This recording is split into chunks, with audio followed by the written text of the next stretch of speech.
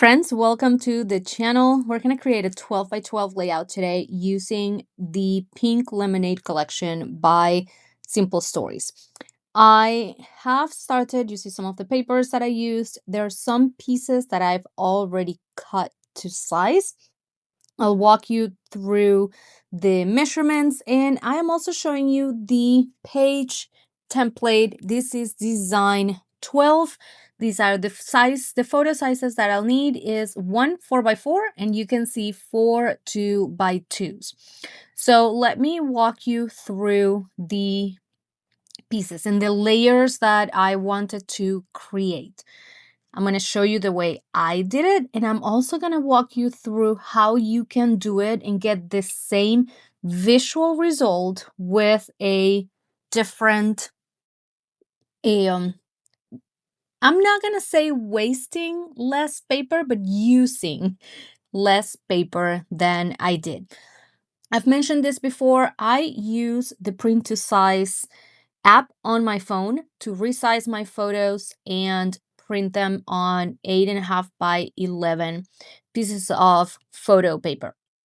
I do have a reel on my Instagram and here also on my YouTube channel on the Shorts tab. You can check it out. Super easy to use. I do edit them and I changed the color to black and white prior to resizing and adding the photos or uploading the photos to the print to size app. I use the template to cut that coral cardstock piece. So just use the outline of the piece to cut your piece of cardstock. And I am now temporarily, I always have issues with that word, but I'm adhering the photos, not permanently. Let's say it that way, not permanently. So I'm going to end up adding super thin double-sided foam adhesive to the back of the photos. But right now I need to have a visual of the actual design. So the first two pieces, you can see that I have a full piece. So the yellow piece of pattern paper is 12 by 5.5. Just moving the ruler so you can actually see. So 5.5. Then the next piece is 12 by 6.5. I just want a half an inch from each one from top and bottom to be seen. You don't have to necessarily use a 6.5 piece, a 12 by 6.5. You could use two strips of either 1 inch or 1.5 inches, and the same for these piece. This one is 12 by 8, and you can see that I am just layering them one on top of the other once again. And the only ones that I'm actually using strips of the cardstock pieces. But you could repeat this process with the green paper and with the plaid paper. So just those are things to keep in mind. I like my layouts to be firm. That's the one and only reason why I used the bigger pieces. But once again, you don't have to necessarily use those. I am using a border scallop punch. This one was a gift from my friend Lindsay when she visited Omaha and back in March. So I am using it right now for the first time, and I am now adhering the other pieces to the actual 12 by 12 background. I really, really liked this pink paper, so that's going to be my background. And then I did not add adhesive to around the edges at the top and bottom. So I had enough room to come now and adhere my scalloped strips. So once again, these would be the process that you would follow for if you want to save some paper when you create the green strip and that plaid or grid the multicolored grid paper. Okay, so our background is ready to go.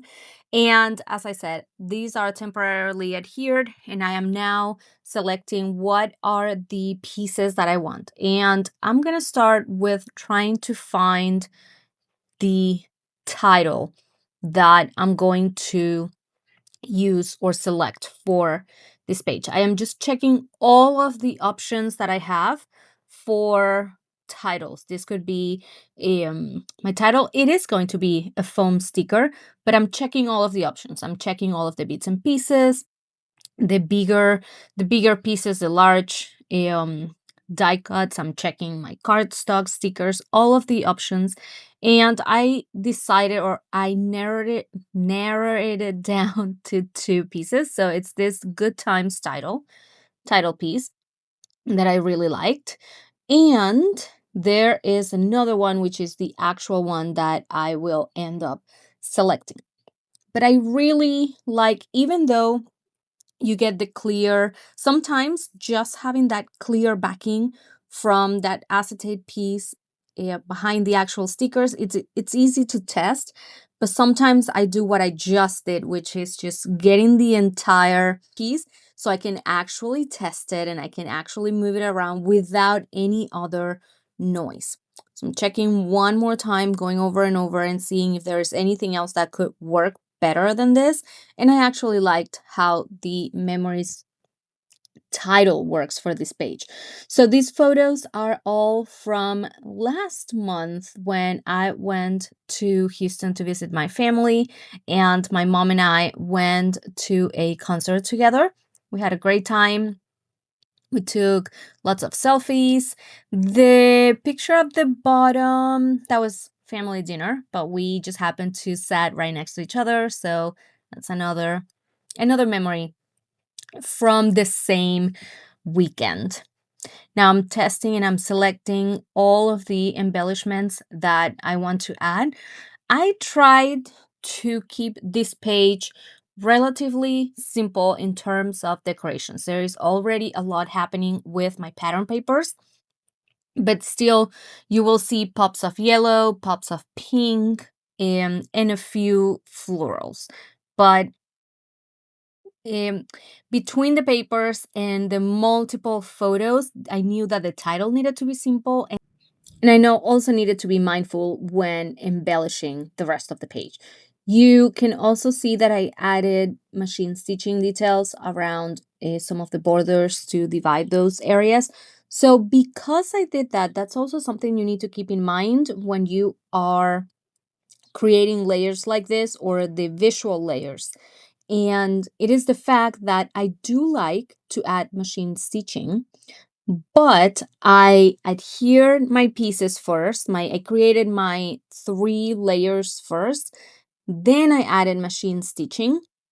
So now so at this point I wasn't able to add embellishments in between those layers. Now I am able to do it between the, you can see the scallop border and the pink background. I don't think they'll stay there, but I am able to do that. And um I can also add embellishments in between the green layer and the scalloped border, because I added the machine stitching on the green piece before adhering the before adding the scallop border. So little things to keep in mind depending on the end result you want to get.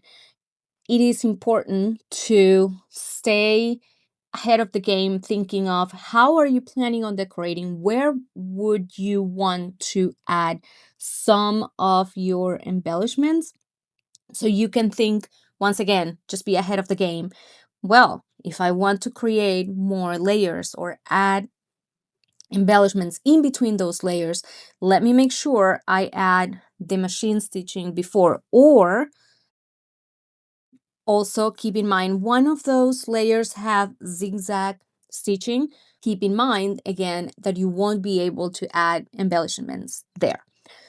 All in all, not a big deal. It's just one of those things that instead of me knowing that I could do something, or thinking, or even by the time I realized it was a little bit too late. But you can see how I was still able to add some embellishments. I will, I will end up, okay, now it is there. You can see the floral clusters on the left, and I am adding my journaling. I added a yellow phrase sticker and a pink phrase sticker, one going from left to right and the other one at the bottom from right to left.